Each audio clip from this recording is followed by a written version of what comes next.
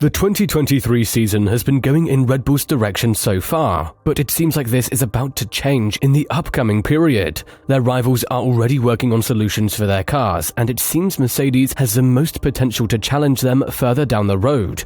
While it looks like mission impossible at this point to beat the RB19, Horner is afraid of what comes after the first half of the season could definitely see his team dropping off the lead and suffering from development issues.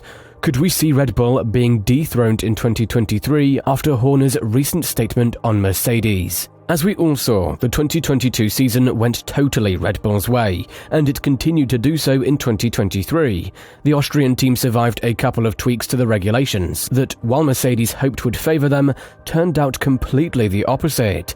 As of now, Red Bull has won 5 out of the 5 races and has 4 1-2 finishes, which goes on to show that we are being threatened with a boring and monotonous season, led by one team and one driver only. But Horner doesn't feel that way, and according to him, changes are coming to the pecking order sooner rather than later. We'll get to that later in this video, but first let me tell you about the issues that Red Bull plans to experience further down the line. They are related to the budget cap breach penalty, which Ferrari and Mercedes feel wasn't harsh enough, while Red Bull has labelled it as a draconian one. Either way, Red Bull has been fined $7 million and given 10% less time to spend in the aerodynamic facilities compared to the second-place constructor in the championship, meaning that when the time comes for them to spend some time in these facilities, they will see a massive reduction, which will potentially hurt the development that Red Bull has in store.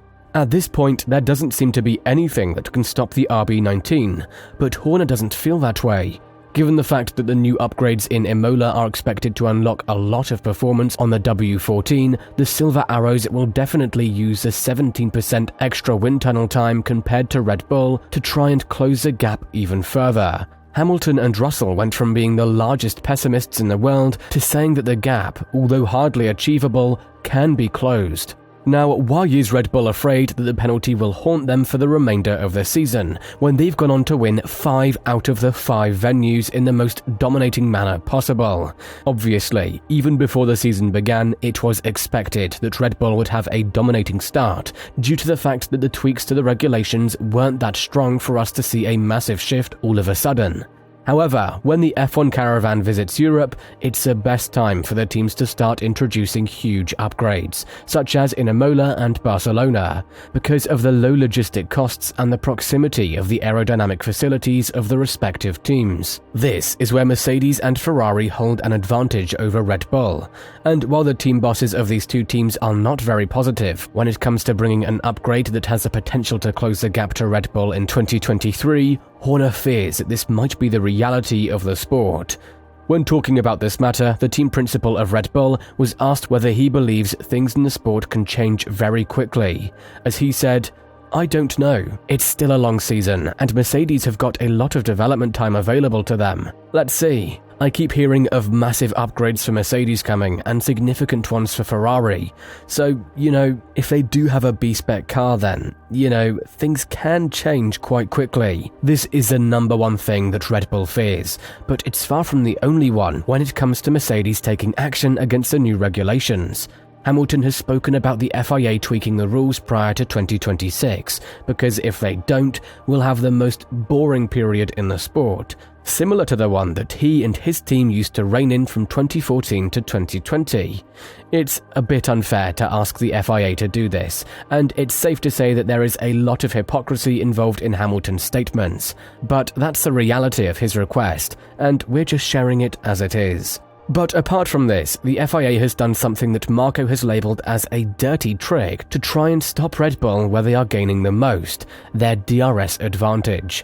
We've seen in Baku that once Verstappen opened the DRS to Leclerc, the speed gap was more than 30 km an hour, making the DRS more than a useful tool for overtaking. To combat this, the FIA has shortened the DRS zones in almost every race that we've visited so far. But what they gained with this is that the rest of the grid usually gets stuck behind a car and a DRS train forms.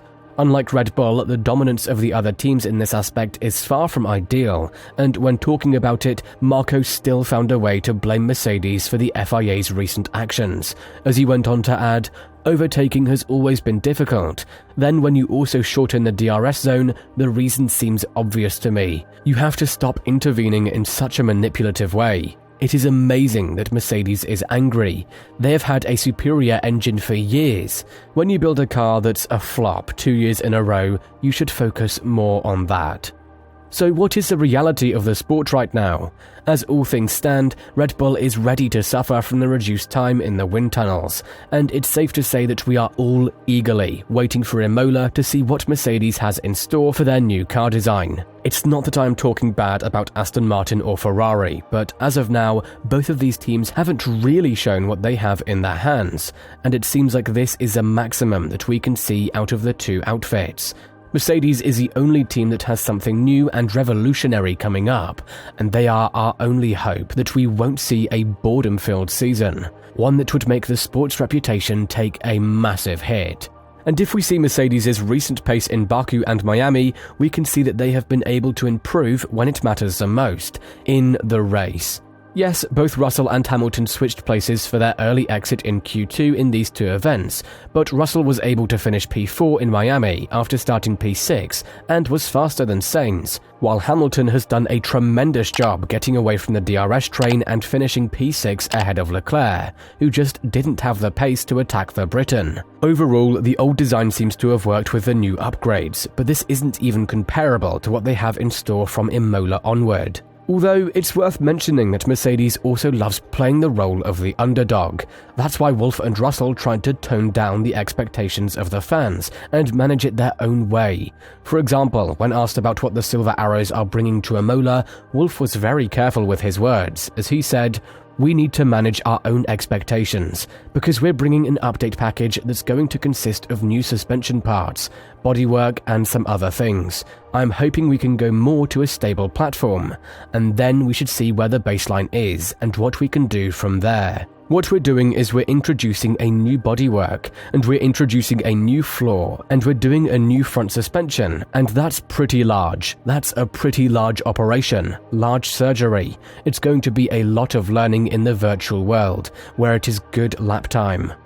Obviously, Wolff doesn't expect his team to be competitive right off the bat from Imola, but if the design turns out to be a very competitive one and synergized with the rest of the car, then what Horner fears is something that could see the daylight, because Mercedes spending a lot of time in the aerodynamic facilities, where the majority of their problems originate, could definitely put pressure on Red Bull.